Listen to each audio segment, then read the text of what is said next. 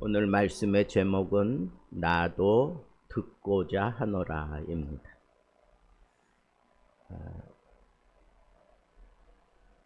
사도 바울은 그동안 우리가 쭉 살펴본 것처럼 지금 상당히 고독한 그런 싸움을 하고 있습니다. 유대인들이 계획적으로 바울을 죽이려고 하는 그런 폭동 가운데서 이 천부장이 그 소리를 듣고 가서 바울을 구출해냅니다. 그 총독이죠. 천부장이 아니라 총독이 가서 구출을 해내는데 그때의 총독은 벨릭스예요. 벨릭스가 구출해 놓고 난 다음에 이 바울에게 이제 아주 자유스럽게 좀 해줬어요. 구금은 했지만, 근데 그 목적은 바울에게서 돈을 뜯어낼 요령으로 그렇게 해준 거예요. 근데 바울에게서 아주 양심에 찔리는 그런 얘기를 듣고 두려워하기까지 했어요. 그 총독이. 그럴 때마다 다시 돌려보내는 거예요. 그리고는 또 다시 부르는 거예요. 자기 아내까지 불러서 같이 듣는 거예요. 근데 이 벨릭스는 자기 그 세 번째 아내가 유대인이었어요. 두루실라라고 하는 유대인이었어요. 그러니까 이 두 사람이 그래도 이 벨릭스는 유대 사람은 아니지만 자기 아내 가운데 한 사람이 유대인이니까 유대인의 그 풍습을 아는 거예요. 그래서 자꾸 바울을 따로 만나서 자꾸 얘기를 듣는 거예요. 얘기를 들으면서 양심의 찔림을 그런데 돌아서지는 않아. 그 아내도 그렇고 그런 일들이 계속 반복되다가 그때마다 그러는 거야. 시방은 가라. 지금은 가라. 기회 있을 때 내가 또 다시 부르겠다. 그러면서 복음을 전격적으로 받아들이지 않아요. 얼마나 그랬느냐? 2년 동안 그래. 2년 동안. 근데 착각한 거예요.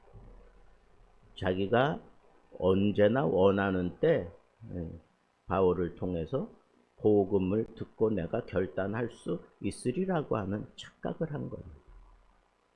근데 갑자기 로마로부터 소집 명령을 받아요. 그리고 총독을 다시 보냅니다.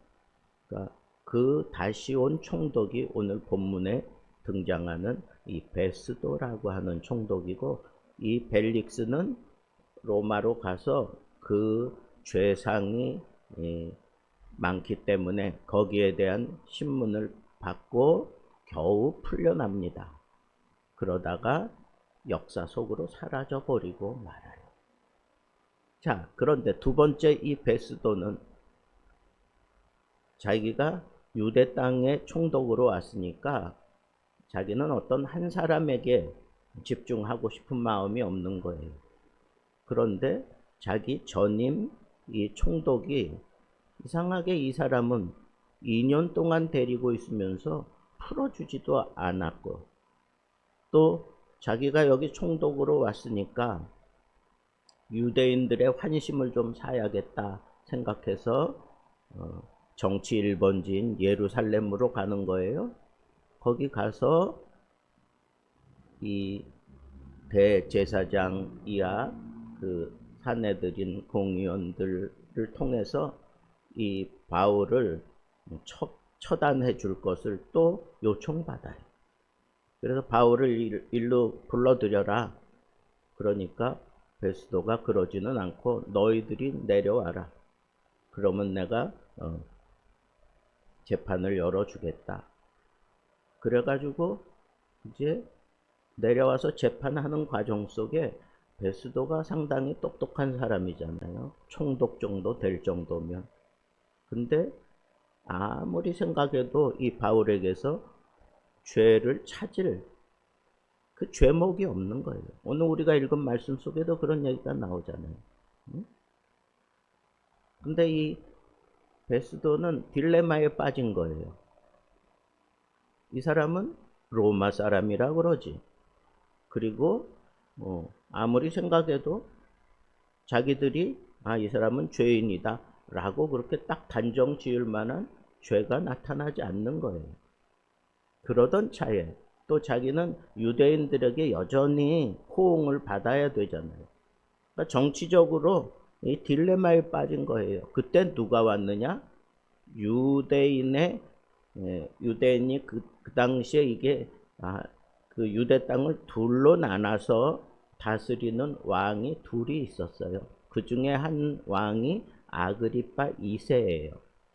아그리파 1세는 12장에 야고보를 죽인 그 왕이 아그리파 1세고, 이 아그리파 1세는 예수님을 죽인 그 헤롯, 예수님을 죽이려고 그 아이들을 다 이렇게 몰살시켰던 그 헤롯 대왕이고, 그러니까 그 헤롯 대왕의 아들 아그리파 1세가 낳은 아들이 아그리파 2세잖아요. 그 아그리파 2세가 한 지역을 맡아서 통치하는 왕으로 있었어요. 근데 이 아그리파 2세는 상당히 정치적인 수완이 뛰어난 사람이에요. 그러니까 베스도가 총독으로 왔다 그러니까 그 총독 온 것을 취임을 축하하러 그 자리에 온 거예요. 그러니까 유대인의 왕이 왔으니까 이 베스도가 생각할 때에는 잘 됐다 싶어가지고 자기의 그 고민을 털어놓는 장면이 오늘 본문 속에 쭉 나오는 거예요. 아무리 생각해도 나는 이 사람의 죄를 찾지 못하겠다. 내 상식으로는. 그리고 이렇게 재판도 열지 않고 어떤 죄목도 정하지 않고 어떻게 할 수가 없는 상황이고, 내가 그래서 이 사람을 그냥 너희들의 법대로 처리하려고 그렇게 했더니 이 사람은 나는 그 법정에 서지 않겠다. 나는 로마 시민이니까 나를 가이사 황제 앞에 나를 세워달라. 그렇게 지금 요청한 상태예요. 자, 그런 상황에서 이제 이 베스도가 생각할 때에는 유대인의 왕이니까 더 쉽게 이 바울이 가지고 있는 어떤 잘못, 그 죄를 지적해 줄 것을 기대하고, 이제 그런 얘기를 했더니 아닌 게 아니라 이 왕이 그러는 거예요. 이 베스도가 한 설명을 다 듣고 난 다음에 나도 듣고자 하노라. 나도 듣고자 하노라.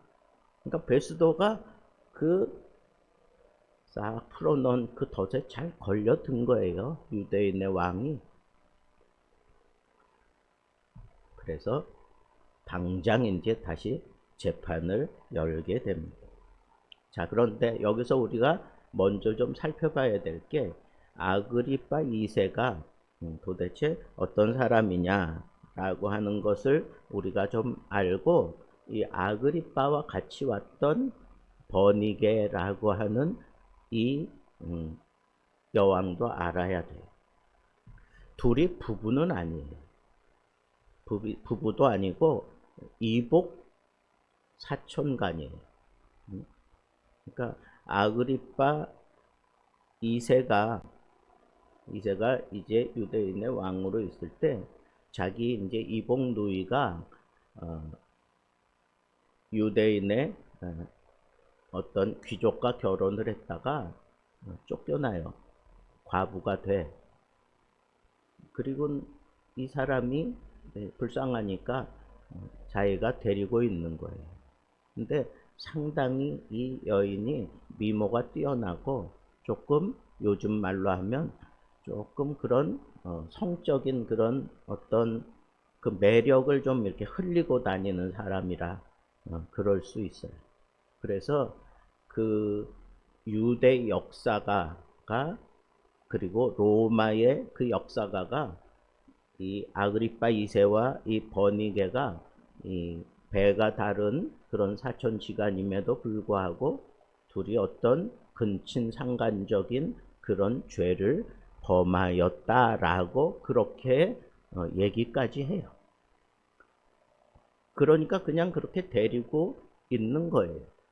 그런데 이 아그리파 2세가 상당히 정치적인 수완이 뛰어나니까 로마의 그 귀족들과 그리고 로마의 그 왕실과도 상당히 친분을 많이 쌓았어요. 그러는 통에 이 버니게가 누구를 알게 돼요? 그 로마의 왕 티투스를 알게 돼요. 둘이 아주 그냥 소문난 연인 사이가 돼요. 그래서 이 버니게가 로마 황제의 이제 아내가 되고 싶어 했지만 유대인이기 때문에 그 로마인들이 반대해서 그 자리에 오르지는 못했던 사람이에요. 자, 우리가 이런 정도로 생각하면 아그리파 2세가 어떤 사람이고 그가 함께 대동했던 그 버니게가 어떤 사람이다 라고 하는 것을 우리가 대충 알 수 있어요. 근데 이 아그리파 2세가 갈릴리 북동쪽 몇 지역만 그렇게 통치하던 왕이었음에도 불구하고 뭐 유대인의 왕으로 대표할 만큼 그렇게 활동력이 상당했던 거예요. 그러니까 대제사장 임명권을 가지고 있고 성정 감독권을 로마로부터 위임받아 가지고 유대 종교 문제에 상당한 영향력을 끼치던 그런 왕이었다라고 하는 것을 우리가 함께 생각해 본다면 지금 이 아그리파 2세가 바울 얘기를 듣겠다라고 하는 것은 자기가 뭔가 대단한 결정을 할 수 있는 그런 위치에 있었던 사람이란 말이에요. 그러니까 이 사람이 어떤 죄목을 씌우면 그대로 그냥 이루어질 수밖에 없는 그런 권위를 가졌던 분봉 왕이 바로 이 아그리파 2세였습니다.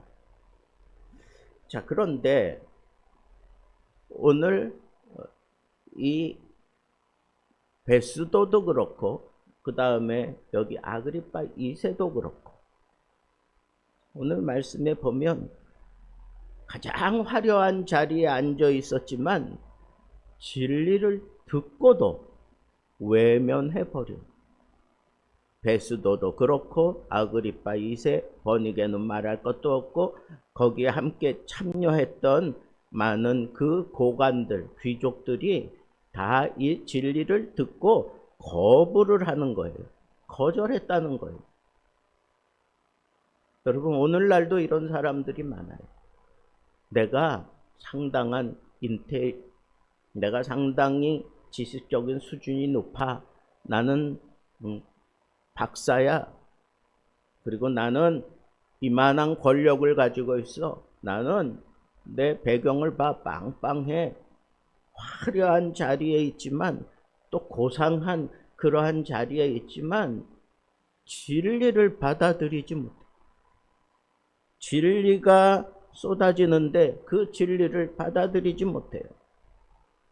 그런데 이 사람들이 그걸 진리라고 인정을 못했느냐? 그런 건 아니에요. 우리가 이제 다음 26장에서 살펴보겠지만 이 아그리파 왕이 바울의 얘기를 다 듣고 난 다음에 이렇게 표현을 해요. 네가 아주 작은 그런 말로 나를 그리스도인이 되게 하려 한다. 그렇게 비꼬면서 얘기. 그런 장면이 이제 다음 장에 나타나게 되는데 그런데 그 복음을 받아들이지 못하게 만들었던 자기들만의 그 어떤 고상한 그런 이성 그리고 막강한 그런 권력 이런 것들이 자기들이 그 시대의 엘리트라고 생각을 했어요. 그런 사람들이 이 복음을 받아들이기에는 너무너무 힘들다 하는 게 동서고금의 진리인 것 같아요. 여러분, 나도 그 사람의 말을 듣고자 하노라 하는 이 표현, 그것은 베스도의 얘기를 들으면서 상당히 흥미로운 그런 관심을 가졌던 거예요. 흥미로운 관심을 가졌고, 한편으로는 내가 결정권자다라고 하는 아주 그 음흉스러운 마음이 그에게 작동했던 것 같습니다. 그런데 여러분, 이 말 속에 우리 자신의 영적인 상태를 돌아보게 하는 아주 중요한 내용이 거기 담겨져 있습니다. 오늘 말씀을 통해 우리가 정말 듣고 싶어 하는 것이 무엇인지, 그리고 하나님께서 우리에게 들려주고자 하시는 그 음성이 무엇인지 깊은 깨달음을 주는 그런 도전이 되는 말씀이다 하는 거예요. 여러분, 듣는다라고 하는 건, 나도 듣고자 한다는 얘기는 실상은 흥미를 가지고 또 아니면 자기의 어떤 그 권세를 뽐내기 위해서 그런 기회를 가지고 이런 표현을 했던 것이 사실이에요. 그래서 그 신문하는 자리처럼 그렇게 자리가 열려졌어요. 거기에 함께 했던 사람들, 세속적인 호기심을 가지고 거기에 참여했어요. 그런데 우리가 여기서 놓치지 말아야 될 것은, 나도 듣고자 하노라 하는 이 표현은 바로 우리의 고백이기도 하다는 거예요. 영적인 갈급함이 없이 나도 듣고자 하노라 이렇게 얘기하는 수준이라면 그 사람은 세속에 잠겨 있기 때문에 하나님의 말씀이 증거돼도 그걸 받아들이지 못해요. 아무리 똑똑하고 아무리 권세가 많아도 받아들이지 못해요. 중요한 건 뭐예요? 영적인 갈급함이에요. 영적인 갈급함. 표면적으로는 정치적인 문제에 대한 호기심이나 단순한 죄수를 신문하는 과정으로 그런 표현을 했을 거예요, 아그리파 2세는. 하지만 하나님의 섭리 안에서 이 말은 더 깊은 의미를 가지고 있다고 우리가 생각해야 된다는 거예요. 어쩌면 하나님께서는 복음이 전해지기 힘든 권력의 자리, 왕과 그리고 그 귀인들의 그 귀에 복음이 들려지도록 하나님께서 그 모든 상황을 만들어 가고 있다라고 우리가 볼 수 있어야 된다는 거예요. 앞에 정권을 잡았던 벨릭스 총독도 2년 동안 바울의 얘기를 들으면서 그 말을 좋게 여기고 말 듣는 걸 참 좋아했어요. 그러면서도 결단을 내리지 못한 게, 그게 바로 여기 베스도와 아그리파 왕과 다를 바가 없다는 거예요. 왜? 그 사람들은 자기들 때문에 이 사회가 혜택을 입고 이 사회가 이렇게 아름답게 돌아가고 있다고 생각하는 그런 허상에 빠져 있는 사람들이, 진리하고는 상관없이 자기들의 능력에 의해서, 자기들의 권세에 의해서, 자기들의 그 지식에 의해서 이 세상이 지금 혜택을 받고 있다고 생각하는 사람들이에요. 그 교만이 하늘을 찌를 듯한 그 사람들이 이 복음에 대한 관심조차나 갖겠어요?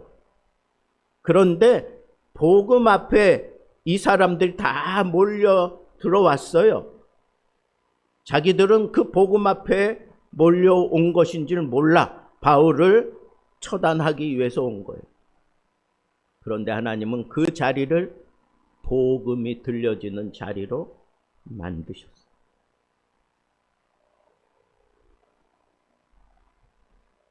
열정이 필요해요. 갈급함이 필요하고, 두 번째는 열린 마음이 필요합니다. 이 사람들은 귀가 닫혀 있어요. 복음을 전했는데도 귀가 닫혀 있기 때문에 듣지를 못하는 거예요. 마음이 열려 있어야 되는데 그러지 못하다는 거예요. 여러분, 그런 기회가 주어졌을 때 하나님의 섭리가 그렇다라고 생각하고 바울이 아주 심도 깊게 이 베스도에 있는 베스도에게 맡게, 유대인들은 유대인들에게 맡게, 그대 유대 왕 이 실권자는 그 사람에게 맡게 복음을 증거하는 이 방법이 달라요. 잘 살펴보면 24장, 25장, 26장 보면 변명하는 그 내용이 다 다릅니다. 그러니까 바울이 아주 효과적으로 지금 복음을 전하고 있어요. 여기서 우리가 빨리 캐치해야 돼요.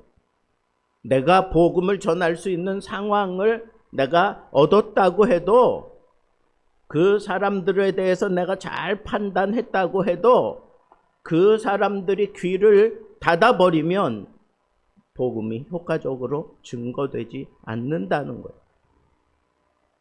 바울은 의에 대해서, 절제에 대해서 정확하게 얘기해요. 왜 의를 얘기할까요? 그 사람들의 죄를 지적하느라고. 왜 절제에 대해서 얘기할까요? 지금 여기 모여든 사람들 보세요. 다 성적인 노예가 되고 그걸 자랑이라고 생각하고 자기들이 저지른 이런 심각한 그런 모든 문제들을, 그런 것들을 아주 신랄하게 사실은 거침없이 다 얘기하는 거예요. 누가? 죄수가. 그 사람들이 볼 때에는 죄수예요. 심판하겠다고 몰려든 사람들, 그 사람에게 지금 하나님의 말씀을 말씀으로 제대로 지금 선포하고 있어요. 그 사람들의 그 마음에 닿을 수 있도록. 그래서 마음의 양심의 찔림을 받아요. 그러면서도 받아들이지 못해. 아그리빠 왕은 정치적인 문제나 법률적인 사안으로만 그 말씀을 듣겠다고 그렇게 작정하고 온 거예요. 베스도 총독은 이건 유대인들 종교 문제다 그렇게 치부해버리고 그 말씀의 내용에 대해서는 별로 그렇게 관심 갖지 않는 거예요. 이 갑갑한, 그리고 이 귀찮은 문제 빨리 해결하고 싶은 마음밖에 없었을 거예요. 그러나 바울이 복음을 전하기 시작했을 때 그 사람들의 닫힌 귀가 조금씩 열려지기 시작합니다. 복음은 우리의 이성적인 판단이나 세상적인 지식을 뛰어넘어서 우리 마음 깊은 곳에 울림을 주는 살아있는 말씀이기 때문에 그래요. 그러니까 우리가 이 바울처럼 담대하게, 아니 스스로 자기가 그 자리까지, 그 높은 사람이, 그 도도하고 교만한 사람이 듣겠다고 지금 와 앉아 있는데 거기다 대고 내가 복음을 제대로 증거하지 못한다면 얼마나 후회스럽겠어. 하나님이 그런 상황으로 지금 몰고 가는 걸 바울은 이미 다 알고 있습니다. 그러니까 아주 거침없이 그냥 얘기를 해요. 우리가 내일 또 살펴보겠지만 아주 강력하게 복음을 증거할 때 바울은 자기가 당한 그 복음을 받아들이게 된 그 사건을 간증을 해요. 간증. 여러분, 간증이 많은 사람은 강력한 복음의 무기가 될 수 있어요. 그걸 잘 활용할 줄 알아야 돼. 그런데 그것이 말씀을 떠나면 안 돼. 그래서 이 말씀이 얼마나 중요한가라고 하는 것을 우리는 알아야 합니다. 이 듣는 자들의 그 태도가 참 중요하잖아요. 우리도 종종 듣고 싶은 얘기에는 귀를 열지만 듣기 싫은 얘기가 나오면 딴짓해. 그리고 아예 귀를 닫아버려.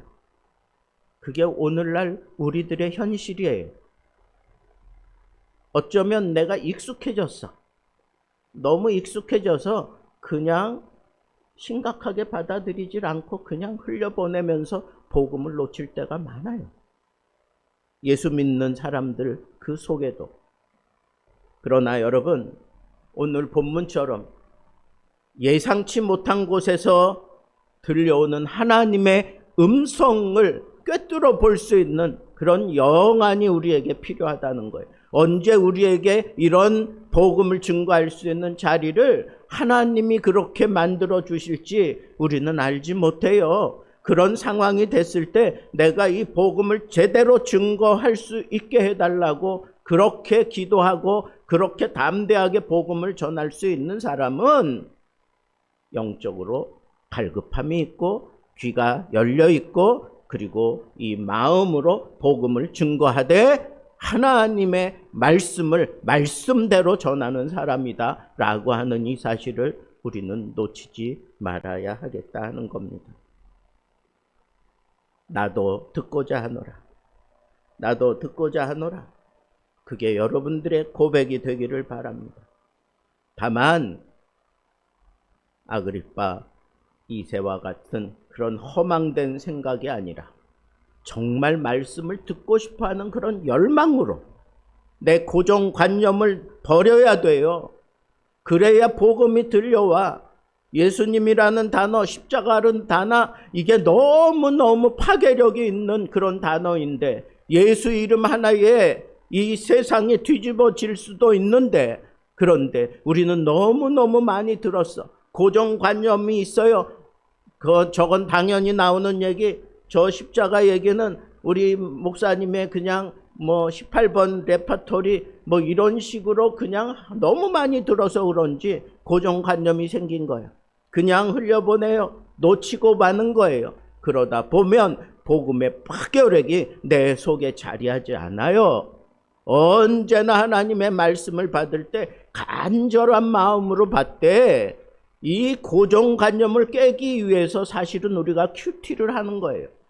하나님의 말씀을 말씀 그대로 내가 받기 위해서 집중하는 거예요. 이해하는 차원이 아니라 들려져야 돼. 하나님의 말씀이 내 심령에 들려져야 돼. 그럴 때 그것을 가지고 내가 복음을 제대로 증거할 수 있는 거예요. 그렇지 않습니까? 왜 나에게 이런 특별한 은혜를 주시나? 하나님의 말씀을 들을 때마다 내 가슴이 무너지도록 하나님께서 나에게 심각하게 이 말씀이 파고 들어와서 우리의 심령과 관절과 골수를 찔러 쪼개는 그런 역사를 일으키며 남들이 똑같은 자리에서 들어도 깨닫지 못하고 이해하지 못하는 거 왜 하나님이 나에게 그걸 깨닫게 하실까? 그건 내 영혼이 잘 되고 범사가 잘 되고 건강하기 위해서 그 수준에 머물러 있는 사람에게는 그런 복이 필요치도 않아요. 하나님의 말씀이 말씀으로 들려오고 강력함에 사로잡히는 사람은 그 복음을 다른 사람들을 위해서 전하라고 하나님이 나에게 주시는 거예요. 나에게 복음이 파고 들어와서 나를 변화시켰어요. 지금도 하나님의 음성을 듣습니까? 하나님의 음성이 내 심령을 지금도 울리고 있습니까? 왜 나에게 남들이 알지 못하는 이런 하나님의 음성을 듣게 하시나? 왜 깨닫게 하시나? 그거 그대로 가서 가난한 사람들에게, 복음이 필요한 사람들에게, 헐벗고 굶주린 사람들에게 이 복음을 전하라고 주신 거예요. 전하는 자에게 듣는 귀가 열리는 거예요. 오늘 우리는 이 말씀을 통해서 어떤 사람은 화려한 권력에 있었지만 여전히 그 죄를 가지고 악을 저지르고 굉장한 수완을 내가 펼치는 것처럼 그렇게 생각하면서 엘리트 의식을 가지고 있었지만 그 사람들이 이 말씀을 받을 때 열린 마음으로 귀가 열려졌을 때 받아들이고 그리고 자기의 말씀이 들어와서 받아지면 자연스럽게 통회하고 자복하는 역사가 일어나요. 통회하고 자복하는 역사를 통해서 하나님의 사람으로 거듭나야 돼.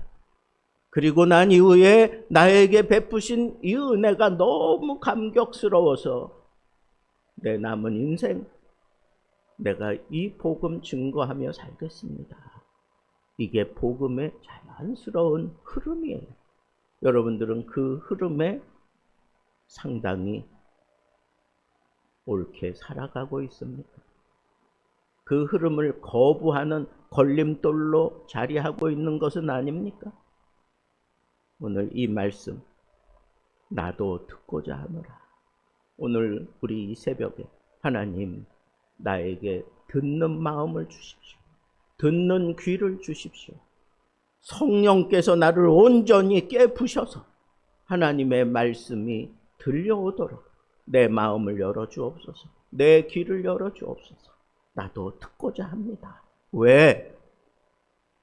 내 주변에 복음을 필요하는 자들에게 이 복음을 증거하며 살겠습니다. 이 고백이 여러분들의 이 아침 고백이 되기를 우리 주님의 이름으로 축복합니다.